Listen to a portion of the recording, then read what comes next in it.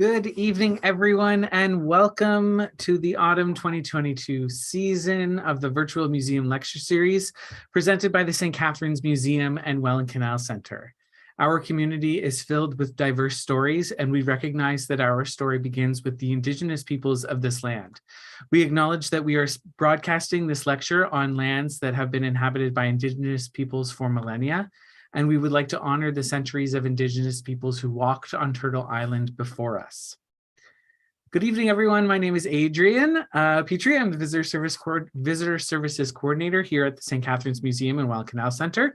I would like to extend a very warm welcome to everyone joining us from your screens this evening, or whether you're tuning in live or after the fact. A special welcome to any audience members out there who are new to this series. Thank you very much for joining us.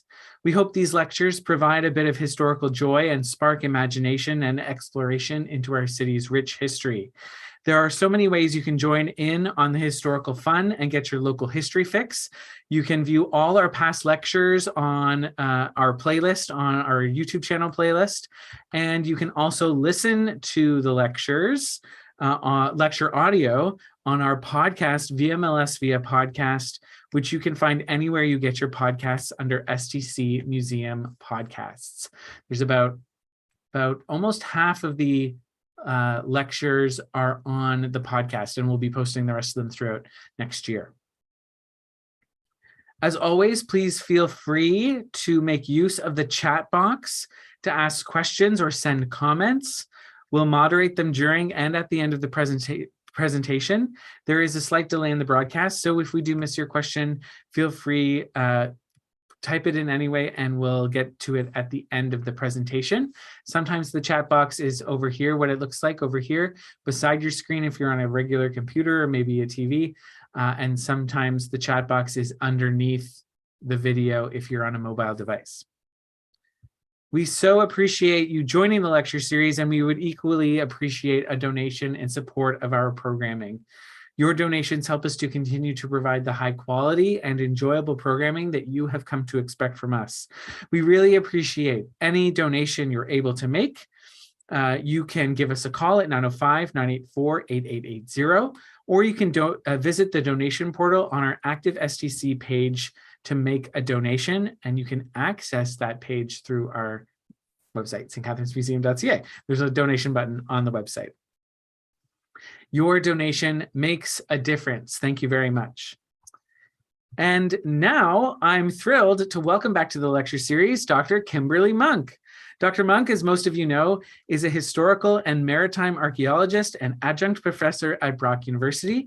Tonight, of course, she is back on the lecture for a second time to speak about her work at the Shickluna Shipyard.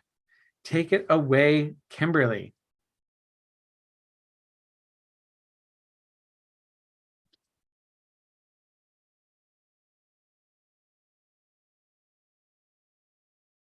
Mute. Yeah, there you are. You're on now. Okay, good. Excellent. There we are. Hello. Yay. I'll be in the background if you need me. Okay, and let's see here. We have 3 versions of the presentation. I don't know why that is, but there we go. Right, so let's try this one. Okay. There we go. Looks great. And hold on. Okay, we're rocking and rolling. Awesome. All right. So, well, thank you to Adrian and to the museum for inviting me to talk about our continuing work at the Shickluna Shipyard. The 2020 virtual lecture, which is on the museum's YouTube site, provided an opportunity to talk about the project and our 2019 excavations. So while I'll be providing some of the data from that talk to ground the audience on the history and archaeology of the site, I would recommend for a deeper dive in our previous work to source that particular video. Research excavations at the Shickluna Shipyard in downtown St. Catharines have revealed the later industrial history of this once thriving port town. The shipyard was the largest on the Canadian Great Lakes, and constructing both sail and steam vessels from 1827 to 1881, The site and buildings later repurposed to manufacture boxes and baskets for the carriage of local produce.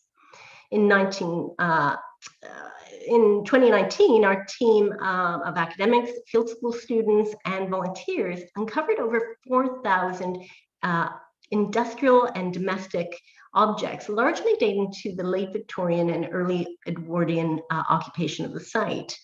Results from that first field season highlight the advantages of multidisciplinary frameworks, but also for interpreting urban sites towards a cohesive understanding of certainly the historic landscape. The site location increased opportunities for public archaeology, raising much needed awareness of this forgotten space. COVID would preclude our return to the site in 2020 and 21, but this year we returned to continue that work and explore deeper deposits to reveal not only industrial history, but to explore the human history of St. Catharines as it developed during the early 20th century. So for those who aren't familiar with St. Catharines, we are located in the beautiful Niagara region, and the shipyard site located in what was and still is downtown St. Catharines, opposite CKTB, which was William Hamilton Merritt's home in the mid-19th century, and of course the Highway 406. And it's located below the relatively new multi-span twin-deck Burgoyne Bridge. The site of the Shickluna Shipyard is today largely an abandoned plot. You've likely driven down the 406 or across the Burgoyne Bridge and took barely a look at this urban tract of land.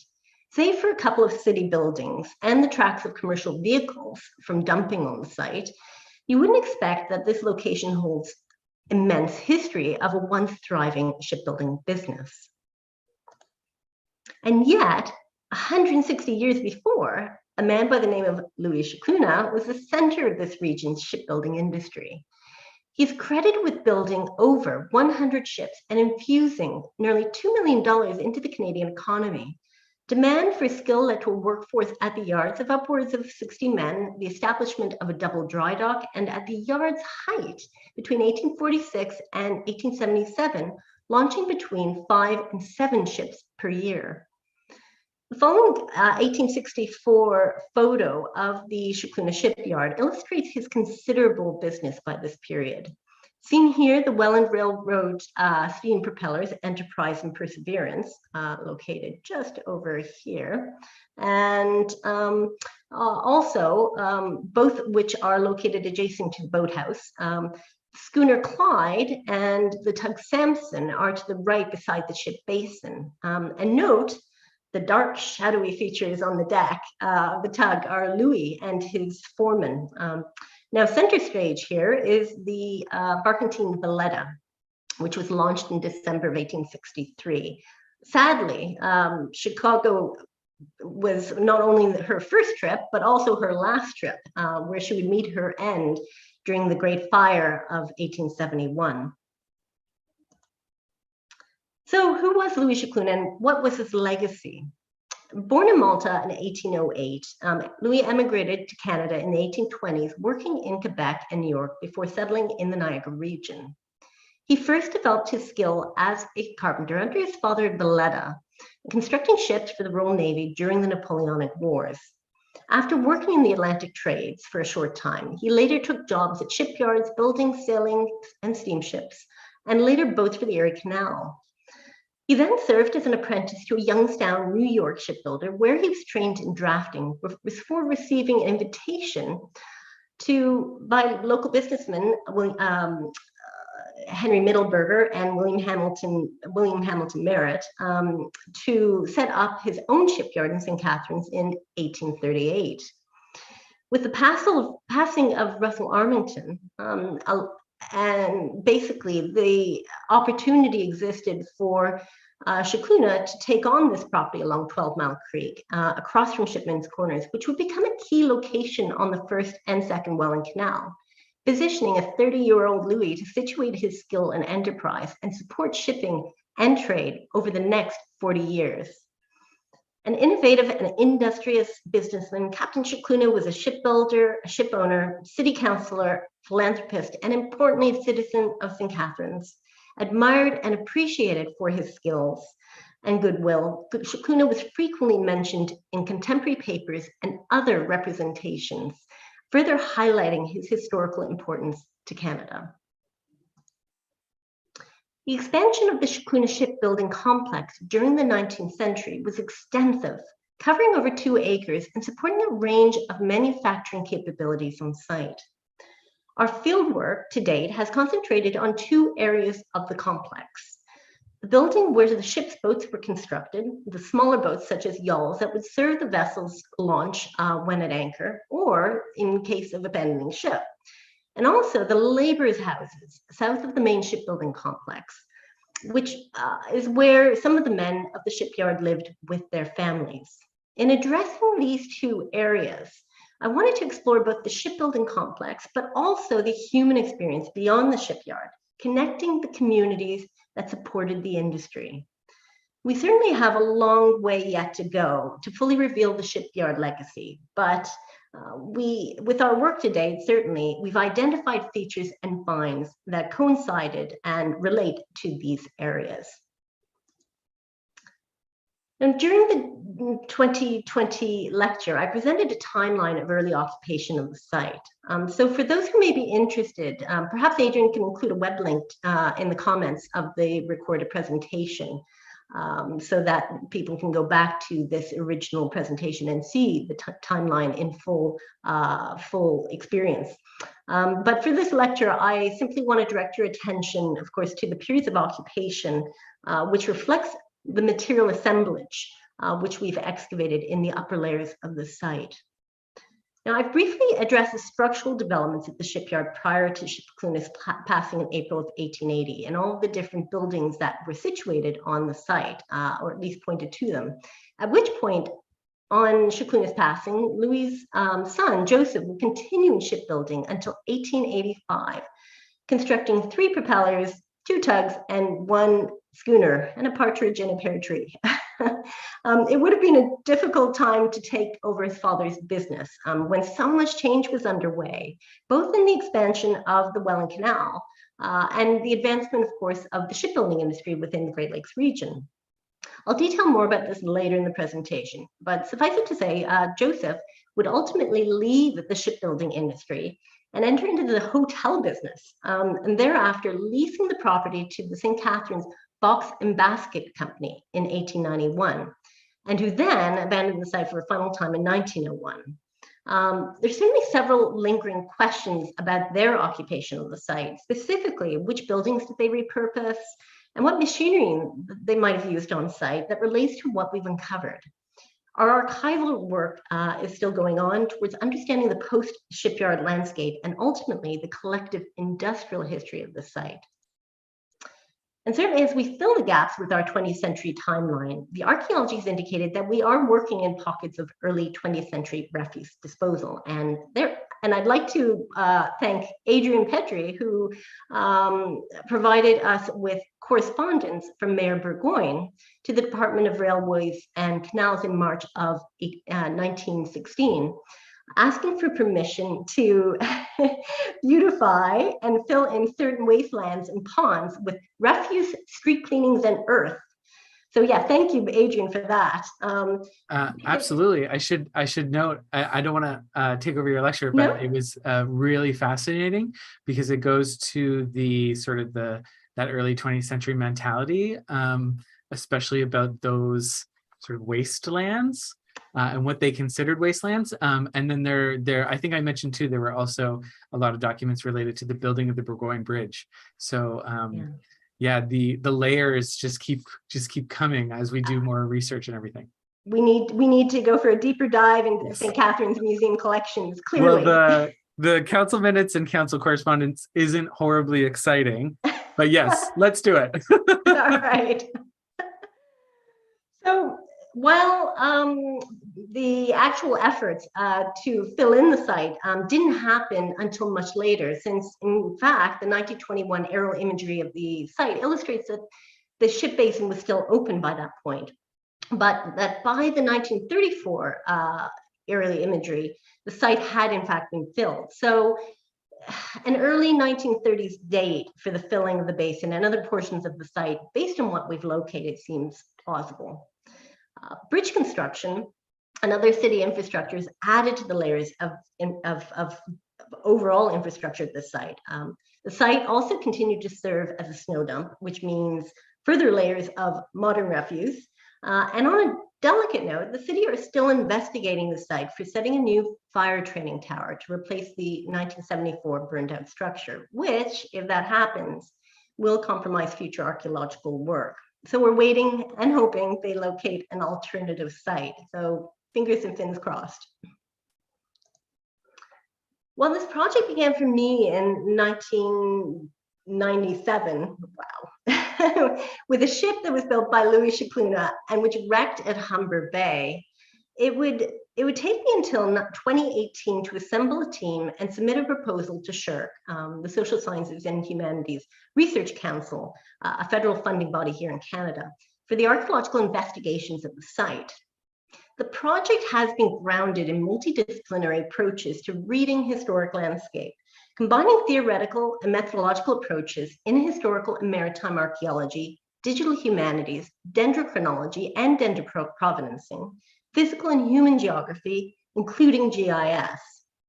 Essentially, what we're doing is testing a framework for re-engaging local historic environments while reconstructing the cultural legacies of a 19th century maritime community, the Shickluna Shipyard. So we are in fact now at the end of what was supposed to be a 2-year grant, which turned into a 5-year grant because of the pandemic.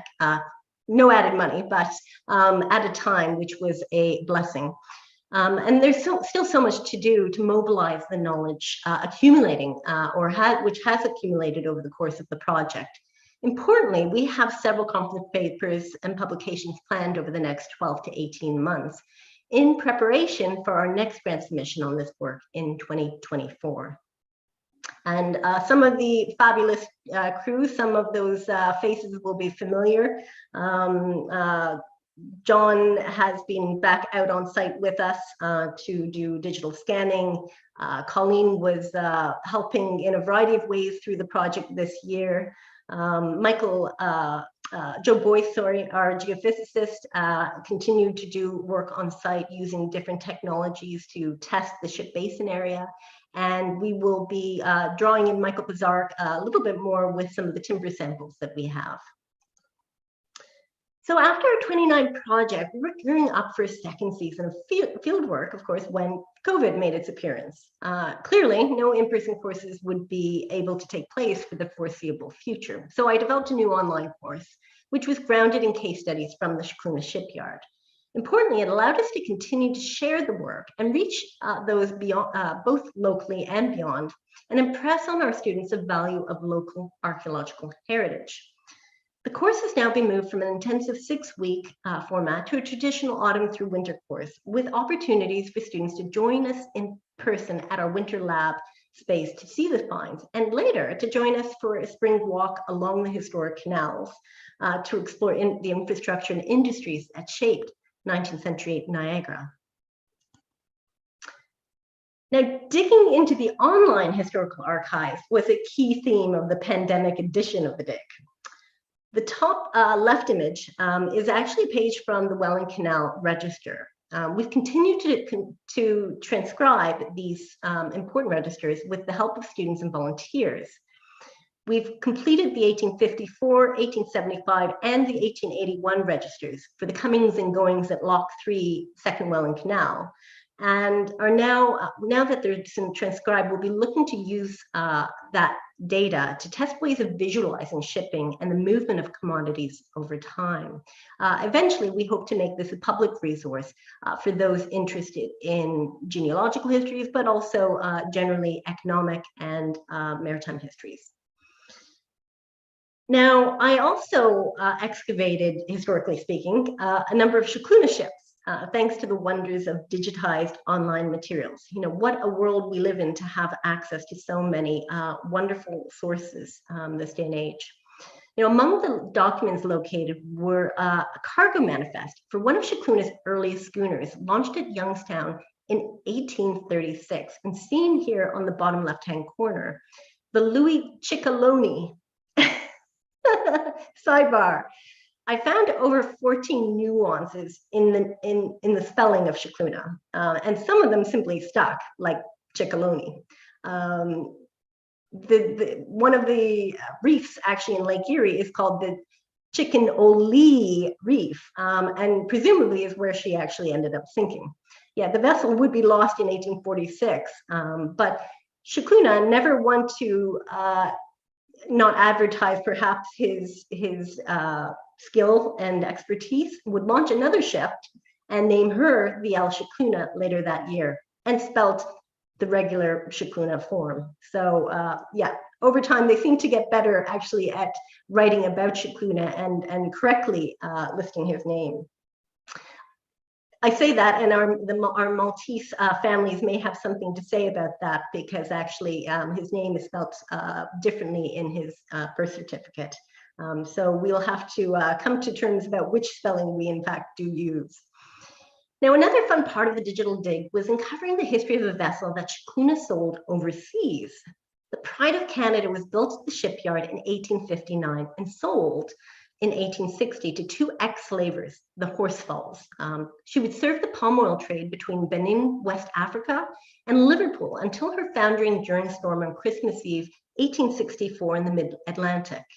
Among the documents located were crew records and logbooks, as well as a set of hull lines, curves, that were taken in 1862 and provide useful ship data as we expand our knowledge on the design and shape of the early canalers. Now, this February, we decided to progress with planning for the second field season. Cautiously moving forward with advertising our summer program and setting our permits and other paperwork in motion. Fortunately, we managed to navigate through the preparations, both in the field and at our summer lab. We kept masking protocols for indoor spaces to keep our team safe, and given the numbers of people working in close proximity. Otherwise, students and volunteers were generally spaced out on site, and fortunately, no one had a positive COVID test for the duration of the project. So our amazing research assistants this summer, Brandon, Louise, and Raquel, were essential to managing our field work. Lab work, and of course our public archaeology programming. Their enthusiasm, their skills, and ability to adapt, of course, given the nature of archaeological work, was critical to the success of the project. I'm so grateful to them for their efforts. Opportunities to participate in research-driven archaeological projects are rare, and so for us to be able to provide these work experiences is a key training outcome of this project. These projects are all about teamwork, and it's no one person who takes a credit for this type of work. So this summer was a 7-week tour de force. That afforded opportunities for field school students and volunteers to work together to continue our excavations while sharing their work with the public. The hardworking team contributed to managing the finds, excavating and screening, and mobilizing equipment each day. Doing so in hot and humid conditions, but with enthusiasm for the work and collegiality with their teammates. They also contributed to our management of finds at the lab, with some of the summer team also keen to sign up for the autumn lab work. And here I want to point out Emily House, located at the second to the left on the lower group image, who has taken over from Louise as our lab research assistant. As well, James and Virginia, who took the course in 2019, and Tisha, who, like Emily, is also a graduate of our 2022 field school. They've all been holding down the lab over the autumn, and I've been so thankful to them for keeping up with our post-excavation processing. Truly, our volunteers are central to the work, and this project would not have succeeded without them. This year, our volunteers included season 2019 crew, as mentioned, who joined us in the field, in the lab, and also assisting with our open days. So thank you to Belle and of course to Stephen, among those who joined us for our 3 open days. And we also included some new recruits, including 4 remarkable students from the Winston Churchill Secondary School who assisted with washing, drying, sorting, analysis, and cataloging. And also, we welcomed a team from Detritus Consulting who volunteered their time for the last day on site. As a result of community engagement in this project, I'm keen to develop this further as part of frameworks for our next grant. To develop our programming, explore a number of community opportunities, including schools and retirees, but also to think of the social benefits of archaeology, as it may relate to the homeless and looking at how we can relate to homeless and those who struggle with mental health. There have been some excellent examples where this has worked in Europe, and it would be a great way to connect across levels and break down barriers through our continued efforts at the shipyard. The 2022 project culminated with our 3 open days, which allowed us to receive another 300 people to the site. Through our walking tours and tents, we were able to connect the history and archaeology while providing a more personal experience. We had immense interest beyond what we could accommodate, and hopefully in the future we can increase our capacity to enable additional tours. Thank you to everyone who joined us, and also those who, of course, made this event possible. In the meantime, we continue to host our social sites on Facebook and Instagram, and in the new year, we'll begin sharing additional posts about the work. As well, our volunteers will be co-creating displays of our work at Brock in the spring, and we are looking forward to other events to share the work over the summer and into the autumn. Okay, so now we move on to the archaeological results so far this year. I say so far because we are still going through managing to catalog this collection, and Emily and James have been there frequently working in tandem to catalog and to analyze materials and to make sure that our paper records were correct to begin with.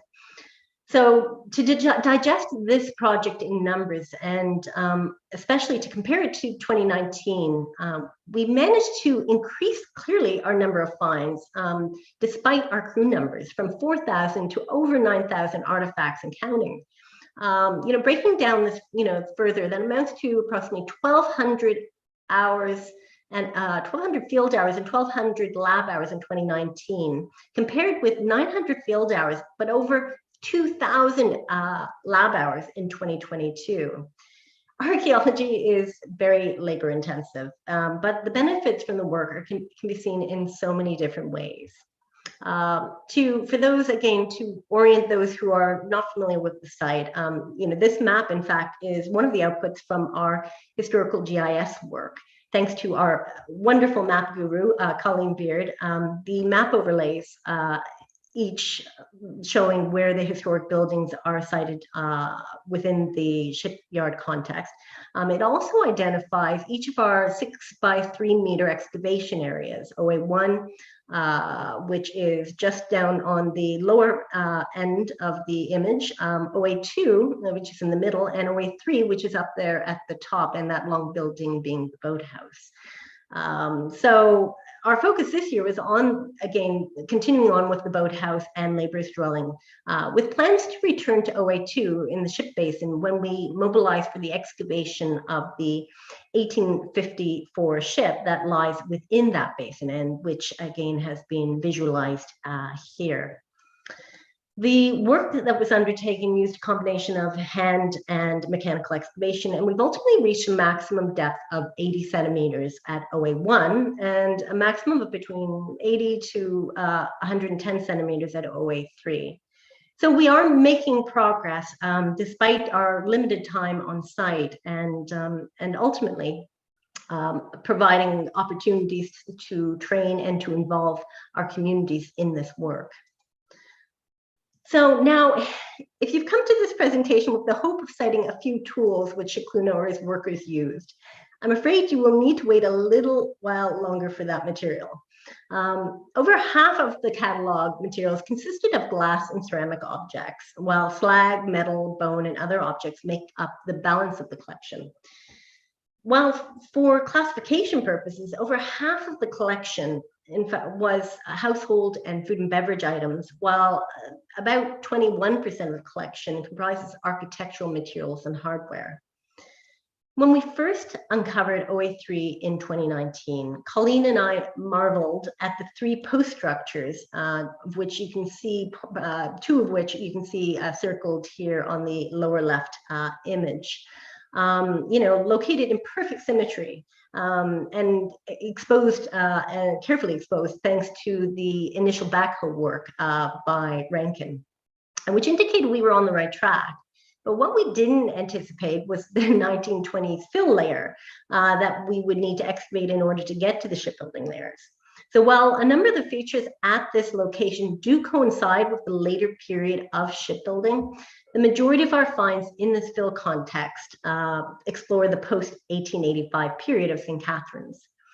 OA3 has uncovered a range of materials dating from this period, and again, from late Victorian, Edwardian, and interwar period materials that provides and contributes to our understanding of the men and women and children who settled along 12 Mile Creek. Their experiences in Niagara's historic environment recorded in the objects and activities within these soils that we uncover. Evidence which provides important clues about their day-to-day lives and speaks to the global networks of materials bought, used, and discarded by these communities. So from pharmaceutical bottles, leather shoes, bottle and window pane glass, a range of ceramic patterns, architectural materials, ironwork, leather strapping, buttons, glass marbles, and even the head of a golf club. Thanks for that, Tisha. Certainly this year, only 5 days alternatively were spent at OA1. As a result, basically, our limited resources. Based on the often challenging clay-rich soil, the finds uncovered included ceramics, glass, and architectural materials, such as mortar, nails, and plaster.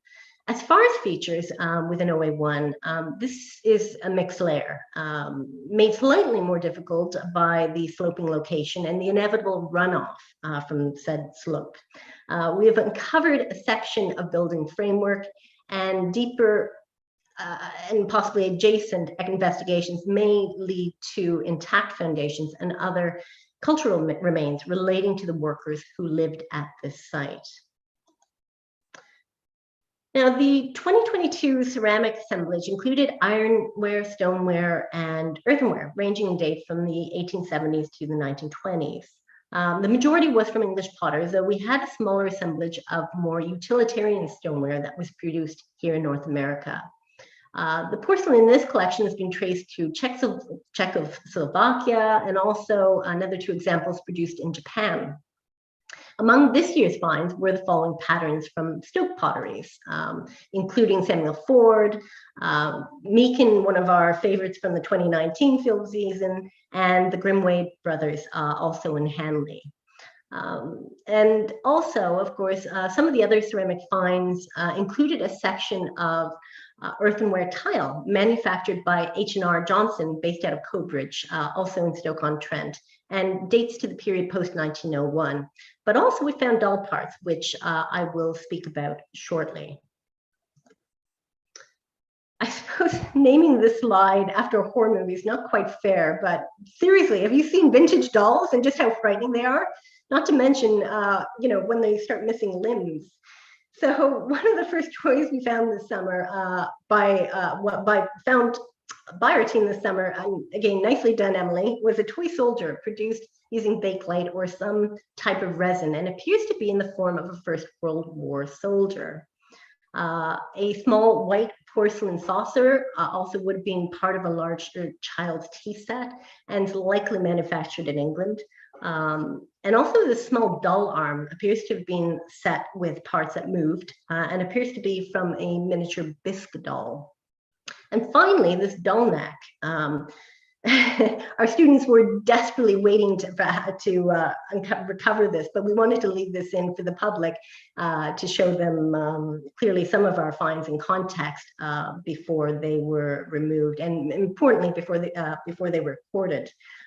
So this particular doll neck, hailing from Germany, Armand Marseille was one of the world's largest and best known bisque porcelain doll head manufacturers. And The number that you see there below Germany is basically the doll's mold number. So we were able to potentially trace this mold, which appears to be Dream Baby, which had sleeping blue eyes and its mouth open with its teeth showing.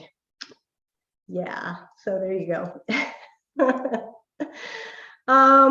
So moving on, a young lady, perhaps preparing for a night out on St. Paul Street to welcome in the new year, and hoping to channel a little Daisy Buchanan, might invest in a couple new products that she might have read about in an Eaton's catalog to capture her Jay Gatsby. So she might apply the latest blush products from New York by George Luft, Tangy Rouge, which was said to be a technical marvel. Its tangerine shade that gave the product its name actually changed color after it was applied to conform to the complexion of the wearer. And of course, ensuring that she had perfect scent to capture her suitor, she might have bought April Showers by Cher-Ami. One of our field school students, Mandy Gardner, recorded this lovely 1-ounce bottle of perfume, which is an Art Deco style embossed pattern. And a label would have been affixed to the center, and its contents were contained using a screw top. Once that screw top, it was fit into a tiny Bakelite cap. We did, in fact, find other perfume containers on site, and included a fragment of Pinot's perfumery from France, and also a small bottle from the California perfume company, both dating to the 1900 to 1920s period. Finally, said lady might need some Dutch courage, or simply, you know, girls just want to have fun. So the small copper flask, which would fit into a small pocket or purse, might have been just the product to prepare her for a night on the town. In 1927, the government overturned the Liquor Control Act and established the Liquor Control Board of Ontario, the LCBO. However, drinking in public establishments remained legal for another 7 years. So the manufacture and sale of flasks of all types and sizes was important, was certainly an important product in material history as a result of these government limitations on public drinking. So while Listerine bottles are far from rare, and I certainly have one in my own medicine cabinet, this one is fairly early. It's a mold blown, and its cork is preserved at the bottom of the container. This dates it to pre-1920, as Lambert began using screw tops after this period. And originally, this piece would have had a metal piece attached to the cork that functioned as a corkscrew to open and reseal the bottle. Next, this toothbrush, which has engraved lettering that reads "Made in Canada, Dentabrite, and Sterilized." And although we haven't located much about Dentabrite as a manufacturer of these brushes, this was a 3-row bristle toothbrush that the manufacture of which had begun in 1844, and often with then bone or wood handles, and certainly long before the modern style nylon toothbrushes took over in the late 1930s. Now, this particular brush was made from celluloid, bakelite, or other plastics, and it would have been used with either boar or more likely pig bristles. Certainly one of the most recent identifications, and thank you, James, for this one. Again, this is an example where having some of the older generations working with us and becoming familiar or being familiar with some of these products used by their possible grandparents is very useful to help us toward identification. And this was a pocket edition of the Gillette Safety Razor, the original 3-piece style razors. And there were numerous styles of this particular pocket edition. The one shown here is the shell design, sort of channeling a little Roman column ethos, I suppose. And you know, it wasn't the only style. There were other types with different design work. Gillette was channeling the trends for Victorian styled materials with ornate design work, and they worked with the American Button Company, ABC, to produce these razor sets, and that's who did the ornate casting work on these handles. The cases also had a variety of designs and were available in gold, silver, and gunmetal. Importantly, this draws on the increasing mobilities of male workforce who may require a quick shave while traveling. But certainly one of the exciting discoveries at OA3 was the concentration of darker features alongside contours of ash. We decided to test this area by excavating a sondage, which essentially is a trench within a trench. Combined with a large quantity of slag, a byproduct of metalworking, it suggests that we may have uncovered a component of the Blacksmith Forge at the shipyard, which produced ironwork for shipbuilding in the 1970s through the mid-1880s. Note the chimneys behind and to the right of the boathouse in the above lithograph, which seems to confirm with our findings. The use of ironwork was central to technological advancement at the shipyard. With the opening of the Third Welland Canal in 1881, a new and larger class of canals would support the bulk trades. And to enable the increased cargo capacity, iron was crucial to provide strength and stability in shipbuilding. And although wooden shipbuilding remained at the core of Shickkluna's enterprise, Joseph began to increase ironwork with Louis' passing, his efforts culminating in the construction of the composite-built Sir Leonard Tilley, launched in 1884. The 760-ton, 168-foot vessel was iron-framed and wood-planked. So despite increased technological innovations, the launch of the WB Hall in 1885 marked the end of shipbuilding at the site after 58 years of operations. So in assessing the slag collection, and there is a reason why we are looking at the slag baby here, our indomitable lab research assistant Louise, again, when we started to package up the slag, we basically called them two babies. So we had twins in the end. That's how much of the quantity of the slag that was encountered on site. So ultimately our slag twins will be sent off for archaeometallurgical analysis in January. Combined with the analysis of soil samples and quantifying and qualifying finds from this area of the excavation, I'm hopeful we may uncover this fascinating aspect of the site's metalworking history. Certainly results which could expand our knowledge about ironsmithing in St. Catharines and its contribution to the late 19th century Great Lakes marine industry. From the simple to the sublime, or possibly just lime.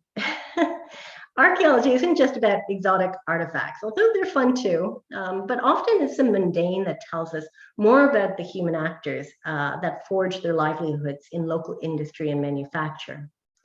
We've had a few head-scratching moments this year when an artifact's identity isn't recognizable, particularly within the industrial context, such as concreted ironwork, wires, and coils. But we know these objects tell us an important story about industry and technological developments by the early 20th century. The unidentified parts could relate to steam machinery used to power the Blacksmith Forge, or maybe completely unrelated. Further studies needed to explore these finds. And among the many industrial finds located on site was a single open-end wrench that may relate to mechanical automotive use when you might buy a set of these to maintain your Model T, as you would today, Canadian Tire. Maybe not the Model T bit. But more time is needed to determine the bolt typology for the period and therefore, of course, the more specific application of this specific tool.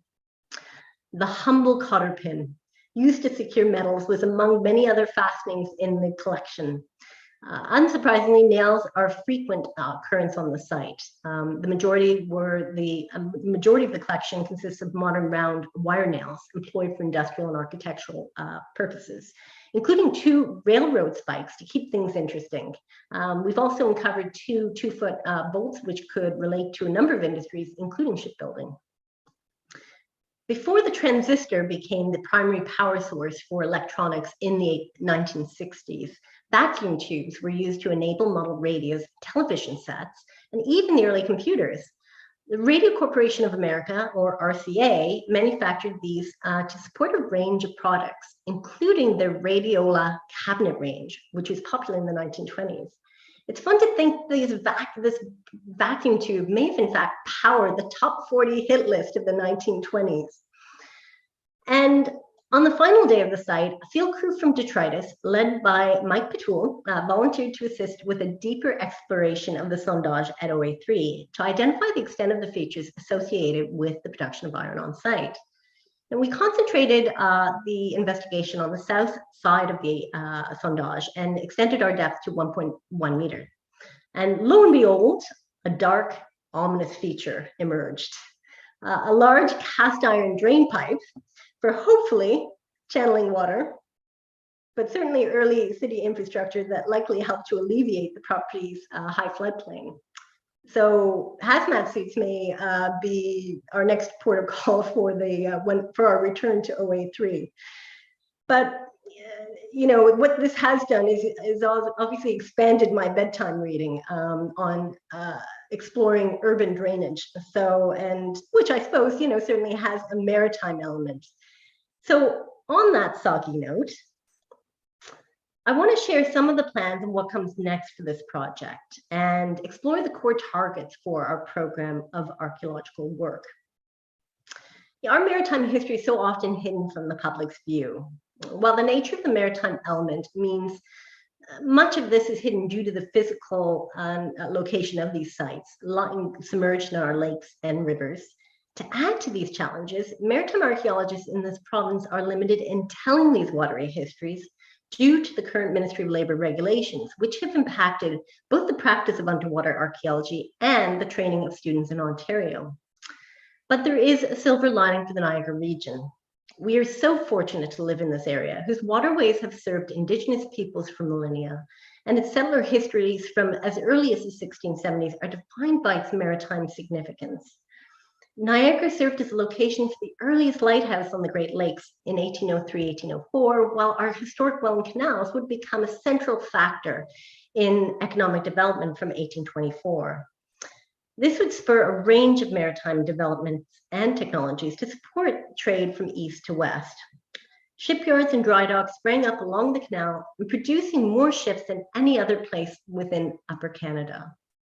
As you might expect, a further dive into the range of maritime sites that enabled Niagara during the 19th century is basically looking at our archaeological objectives for the next project. And focusing on the elements that help us to better understand this fascinating cultural landscape. So to continue, of course, our work at the shipyard and our excavation of the ship that lies in the basin are clearly first and foremost on our agenda. But beyond the main Shickluna site, we're interested in his double dry dock, which lies underneath a segment of the Mare Trail. And this appears to be, in fact, the second oldest dry dock in the Great Lakes, and the first to be built out of stone. So as far as I can tell, the oldest dry dock in the Great Lakes may be the 1831 wooden dry dock built by Merritt and Donaldson and located just up 12 Mile Creek, now essentially an abandoned track at the corner of 4th Avenue at Wellandville. There are also two other dry docks built by the Muirs and also the other by Andrews and Roth, both located at Port Dalhousie. And of course, there are other structures across the Niagara region, including the facilities at the Abbey Brothers Shipyard down in Port Robinson. In addition to our buried ship, there are over 12 shipwrecks, the majority of which are third Welland Canalers, located around Port Dalhousie. We'll undertake some initial survey reconnaissance next summer towards identifying the ships and documenting their canaler legacies. Now, finally, as Colleen has mentioned in her previous talks on the Welland canals, an inventory of the historic canal locks is critical to managing and interpreting the intact sections of our historic canal legacies located across the Niagara region. And we're hoping to convene a panel of specialists in the new year to discuss how best to record and monitor these sites, and in turn, hopefully increasing heritage tourism to visit and explore the historic canal corridor. So to essentially conclude, and also as a beginning for the project, you know, our work is about people. It's about a community. And of course, that work would not have been possible without community support. And while our research grants provide funding for our students and material costs, we still have big overhead infrastructure costs to alleviate. And some of those who have helped us either through donating a storage container, portaloos, our fabulous new screens that Detritus has constructed for us, our backhoe work with Rankin, our basically end of wrap-up party by Putties and Colleen. But also I'd like to point out that Calhoun have not only provided storage for all of our archaeological equipment, but of course undertook the t-shirts, and which the proceeds of which come back to us on the project. So thank you to Marty and team for that. And ultimately, it's about the individuals that are part of this project. And we had, of course, such a wide range of individuals and participating in this work, from our research assistants to our field school members who we couldn't have done the work without, our volunteers, who are the backbone of this project, Brock University, and so many different offices and divisions of Brock who have contributed in various ways to the work. And of course, the City of St. Catharines, who help us to access the site each year.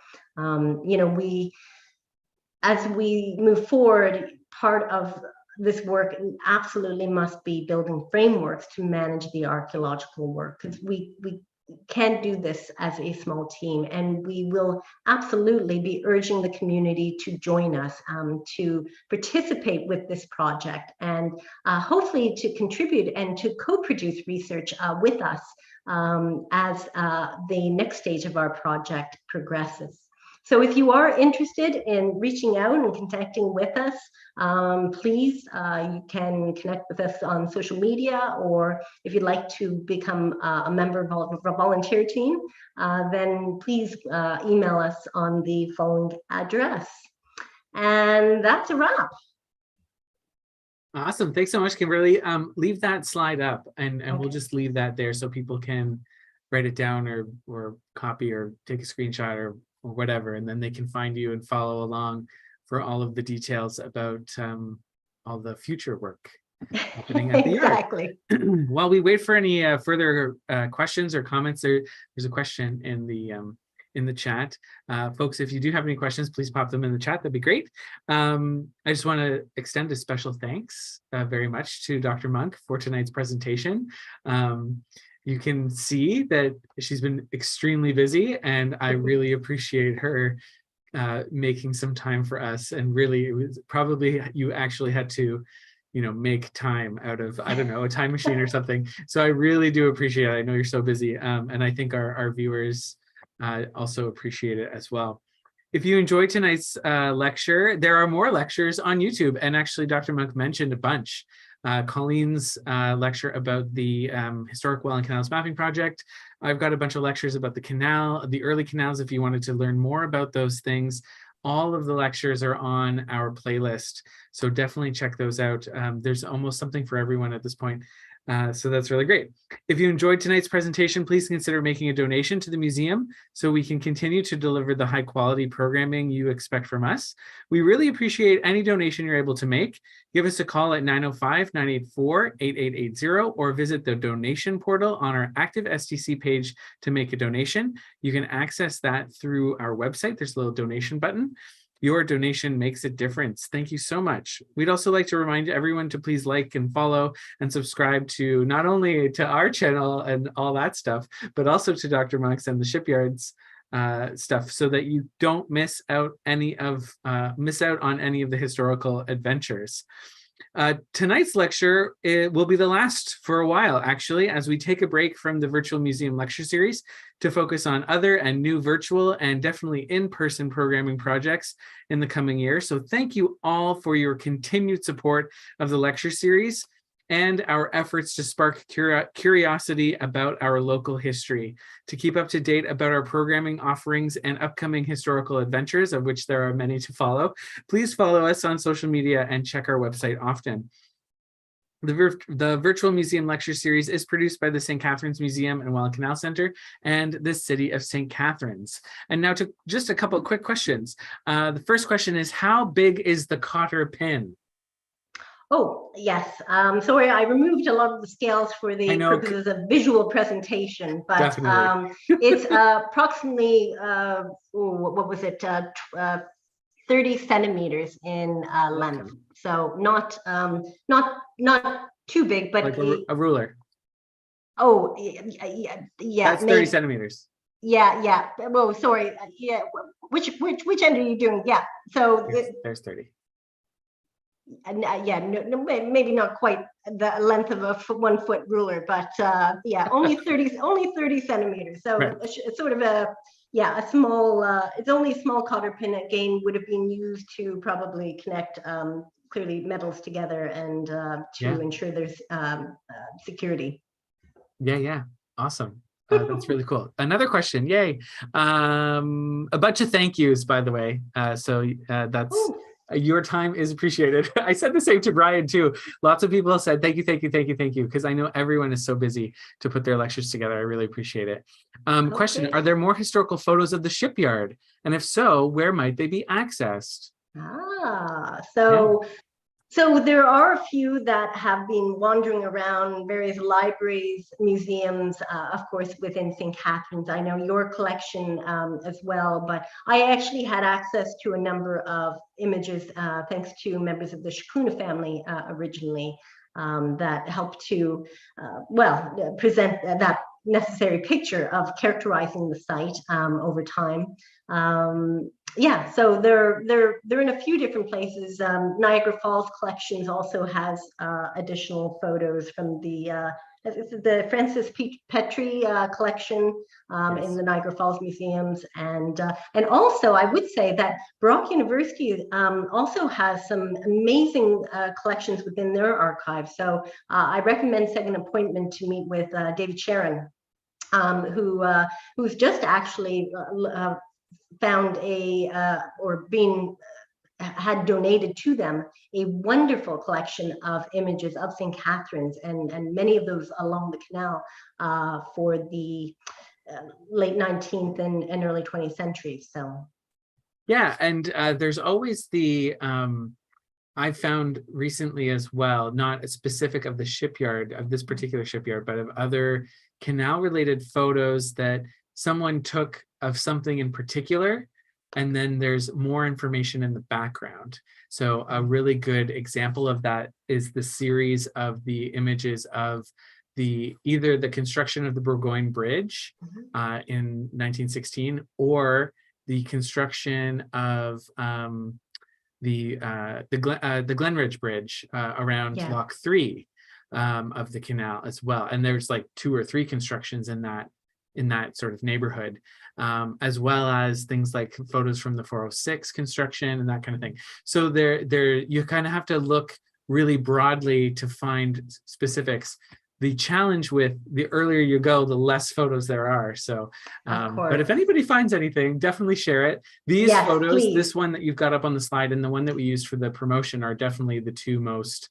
Absolutely. And this 1863 image of the shipyard, it's quintessential. And I've tweaked it in a variety of photo software programming to really bring out some of the detail and the sharpness, of course, of that image. And Her Majesty literally sitting in the back on one of his propellers. Yes. So anyways, these are wonderful. And you can even read Taylor and Bates along that. And that's another great example of where to look. So you might see shipyard images in Taylor and Bate images and that kind of thing. So exactly, lots of digging involved, digitally digging or photo digging, our digital dig, archival digs. Yeah, that's right. Okay, there's some other questions. I wish I could see who was there. Oh yes. I should give you names. So that last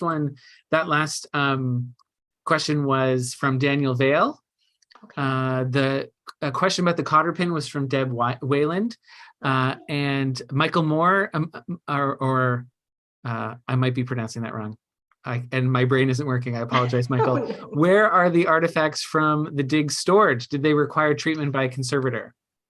No, although there are a few, well, let's just say dodgy iron artifacts, which could do with a little bit of love.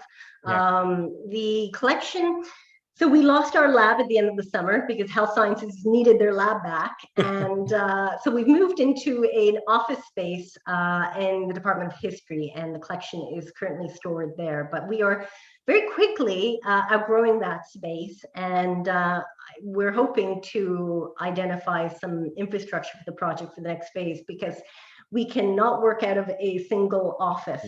There's just too much material detritus, that again, you need space, you need infrastructure for these types of projects. Yeah, absolutely. Lots of hellos, lots of thank yous. I'm gonna finish off with my last question, and it's sort of about the life of the shipyard over time. As an interpreter, I think I try to scaffold learning for people to have some individual connection to these sites and these stories and that kind of thing, and thinking about what the shipyard would have been like as a place to work in the 1860s to what those people might think about, their work being dug up by you in 2020. And I just wonder if you had any reflections that you wanted to share about, what do you think about when you're there? Do you think about, are you like sort of in your archaeological zone with like, slag, yay, and like a cotter pit and all that stuff? Yeah. Or do you sort of take a minute to reflect on, that, it's possible that people worked their whole careers at the shipyard, and what kind of connection you have to the past personally? No, it's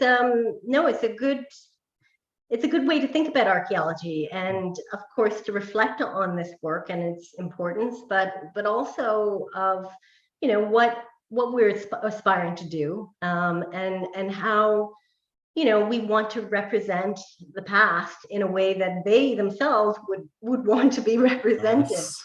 I've had a love affair with Louis Shickluna for many moons, so I do sometimes I'll get to the site early, and I'll just sit drinking my cup of tea prior to everybody arriving on site, and hear the rumblings on 12 Mile Creek, and really try to sort of think about what the site looked like then, and the experiences that Shickluna had over such a long period of time, and how how that site has ultimately changed, just to a different industry, just to how it's been repurposed. I think Shickluna would have appreciated the sentiment of being recognized, for his contribution, and certainly, the way we've gone about it in terms of involving the community, because he was very much about community and about supporting communities. So, I like to think in some small way he would be delighted by what we've been able to accomplish, and ultimately about being able to recognize the histories of St. Catherine's that so often have been buried under modern developments, but this one site has been saved, so to speak, and hopefully will continue to be, and ultimately just paints a picture of this remarkable time and of these remarkable people, and we continue to talk about remarkable people to this day. So I'm looking forward to continuing this journey, to explore more about the shipyard and generally the communities that built up to support shipbuilding during this period. That's wonderful. Well, thank you so much again for sharing this year's work and the story of the shipyard with us again on the lecture. It's very fitting. You finished our first series. You finished off our first series for us back in 2020, and it's very fitting that you're here again to finish off our last series, at least for now anyway, but our last series of the Virtual Museum Lecture Series. Thank you very much. Thank you very much, everyone out there listening and watching, and a very happy New Year to everyone.